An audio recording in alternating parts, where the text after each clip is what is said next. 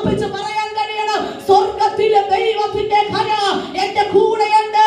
ആമേൻ. സ്വർഗത്തിലെ ദൈവം ഞങ്ങൾക്ക് വേണ്ടി കാര്യം സാധിപ്പിച്ചു തരുമെന്ന്.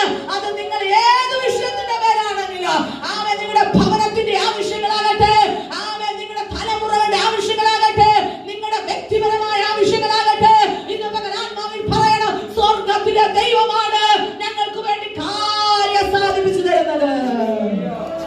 ഹല്ലേലൂയ. ആമേൻ. പ്രിയപ്പെട്ടവരെ, ആമേൻ, ഒത്തിരി വിഷയങ്ങൾക്കകത്ത് അനേകം പേർ നിന്ന് ഭാരപ്പെട്ടിരിക്കുന്ന നിമിഷങ്ങളാണ്. അവിടെ ഹൃദയങ്ങൾ പതറിയിരിക്കുന്ന നിമിഷങ്ങളാണ്. എന്നാൽ ഇന്ന് പകൽ ദൈവത്തിന്റെ ആശ്രയിച്ച് ദൈവവചനത്തിൽ ഉറപ്പിച്ച ഹൃദയത്തോട് നിൽക്കുന്ന നിങ്ങൾക്ക് പറയാൻ കഴിയണം, ആരും എനിക്ക് സഹായമില്ലെങ്കിൽ സ്വർഗത്തിലെ ദൈവത്തിന്റെ കരം എന്നോട് കൂടെയുണ്ട്. ആമേൻ. അത് ഉറപ്പ് നമ്മുടെ ഹൃദയത്തിന്റെ ആഴത്തിലുണ്ടായിരിക്കണം. ഈ നാളുകൾ ദൈവമക്കൾക്ക് ഇല്ലാതെ പോകുന്ന ഒന്നാണ് ഉറച്ച മനസ്സെന്നുള്ളത്. ആമേൻ. എന്തെങ്കിലും പ്രതിസന്ധികൾ വരുമ്പോ പെട്ടെന്ന് ഹൃദയം തകർന്നു പോകുന്നു.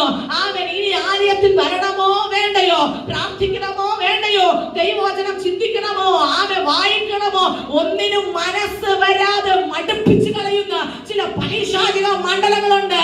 അവൻ അക്കരെ നിന്ന് വെല്ലുവിളിക്കും, ആമേൻ, നിന്നെ കൊണ്ട് കഴിയത്തില്ല മകനെ മകളെ എന്ന് പറഞ്ഞ് നിങ്ങളുടെ ഹൃദയത്തെ തകർത്തു കളയുവാൻ ശ്രമിക്കും. എന്നാൽ ഇന്ന് പകൽ പരിശുദ്ധാത്മാവ് പറയുന്നു, ആ തകർക്കുന്ന ശക്തിയോട് പറയണം, ആമേൻ, എന്റെ ദൈവം എനിക്ക് വേണ്ടി കാര്യം സാധിപ്പിച്ചു തരും. ഹല്ലേലൂയ.